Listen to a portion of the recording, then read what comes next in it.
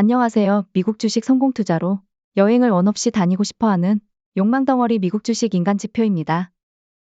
6월 27일 화요일에 나스닥은 플러스 1.5% 이상 오르면서 기분 좋은 상승 마감을 했습니다. 그러나 장이 끝나자마자 AI 수출 규제 추가 뉴스가 뜨면서 선물에서는 벌써 마이너스 0.4% 정도 내리고 있습니다. 현재 선물 시장이 다시 내린다고 해서 이 말을 하는 게 아니라 단기 이슈, 거시경제, 뉴스에 티키티키 하지 마시고 근거를 가지고 주식에 임하시라고 말씀드리는 겁니다. 제가 이번 영상에서는 왜 이 지점 부근을 바닥이라고 했는지에 대한 제 나름대로의 근거를 알려드릴까 합니다.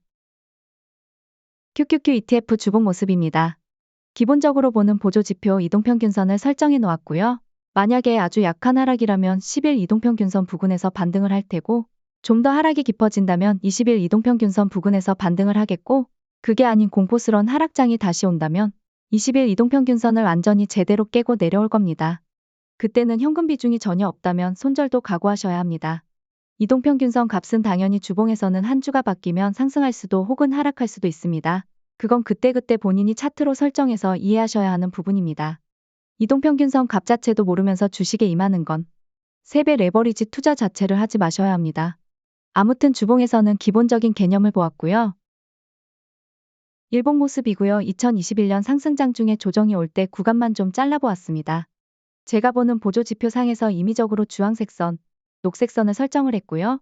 이동평균선으로도 대충 맞추면 그 값을 설정할 수는 있겠지만 굳이 위불 차트에서는 위 보조지표가 있기 때문에 따로 이동평균선을 지정하지 않았습니다. 아무튼 조정일 때는 하늘색 선을 뚫고 내려오지만 주황색 선, 녹색 선을 크게 훼손하지 않으면서 반등이 나옵니다. 다르게 풀이하면 조정이 끝난다고 표현해도 맞을 것 같습니다. 2023년 6월 현재 QQQ ETF 1일봉 모습입니다. 3월에는 역시나 하늘색 선을 이탈하지만 주황색 선, 녹색 선을 이탈하지 않으면서 반등이 나오기 시작을 했습니다. 그리고 3개월 넘게 하늘색 선을 이탈하는 조정이 나오지 않고 있습니다. 그렇다고 해서 당장 이제 곧 하늘색 선을 이탈할 거야 라는 건 너무 형편없는 생각입니다. 주식에서는 100%란 없습니다. 항상 유연하게 대처하고 생각하셔야 합니다. 제 영상을 자주 보신 분들이라면 6월 21일에 말씀드린 보험 매수 구간을 1번이라고 지칭했습니다. 1번 구간에서 2에서 3일 안에 정고점을 깨는 반등이 나올지 혹은 2번, 3번 패턴으로 이어질지 지켜보자고 했습니다.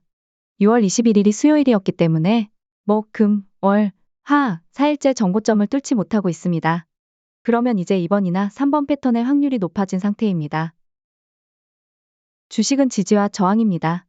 보험 매수 구간에서 대략적으로 마이너스 1% 정도 하락을 하더니 357달러 부근 지지대에서 멈추고 27일 화요일에 반등이 좀 세게 나왔습니다. 그럼에도 불구하고 보라색 선 저항대를 뚫지 못했습니다. 그럼 앞으로 357달러대를 지지하지 못하고 다시 뚫고 내려온다면 다음 지지대는 346달러에서 347달러 사이가 됩니다. 즉, 제가 생각한 1차 바닥은 이 부근이라고 말씀드린 근거가 여기 있습니다. 또 다른 근거를 찾아본다면 잘 활용하진 않지만 피보나치라는 보조지표도 있습니다. 저점과 고점을 설정하고 피보나치를 생성시키면 조정장일 때는 보통 50% 구간 3번 채널까지 떨어지는 게 일반적이죠.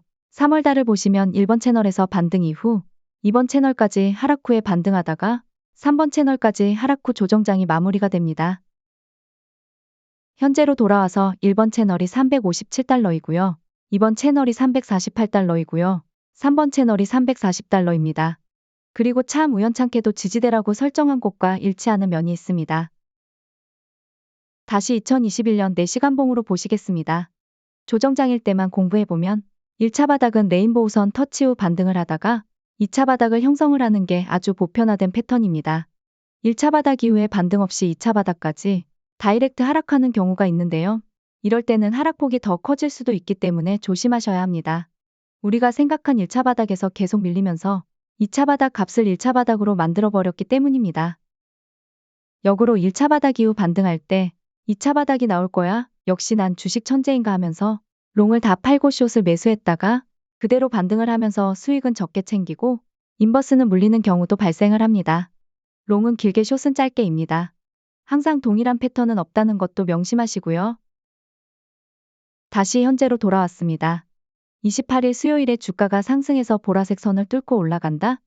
제 입장에서는 어차피 6월 21일에 시드 중에 10% 매수한 SOXL 그리고 TQQQ 상품이 있기 때문에 올라가도 좋고 내려가도 좋고 물론 여기서 투더문하면 남겨뒀던 90% 예수금이 올겠죠. 어쩔 수 없습니다. 몰빵 매수해서 수익을 챙기는 스타일이 아니기 때문입니다.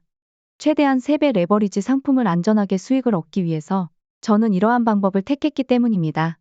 만약에 28일부터 다시 주가가 밀려서 357달러 지지대를 뚫고 내려온다면 348달러 부근까지는 기다려볼 듯 합니다. 혹은 보험 매수 구간 대비 마이너스 3%에서 추매 그리고 마이너스 6%, 마이너스 9% 부근에서 추매해도 되고요. 그리고 1차 바닥 이후 반등할 때는 그 후에 영상으로 또 설명드리겠습니다. 주식은 참으로 어렵습니다. 하지만 제대로 된 근거를 가지고 임하시면 100점 100승은 아니더라도 하루하루 티키티비하지 않는 평온한 주식 투자가 되지 않을까 생각합니다. 단기 이슈, 뉴스, 거시경제 발표에 흔들리지 마시고 철저하게 공부하시어 성공 투자하시길 바랍니다. 구독과 좋아요, 알람 설정은 영상 업로드에 큰 도움이 됩니다. 시청해주셔서 감사합니다.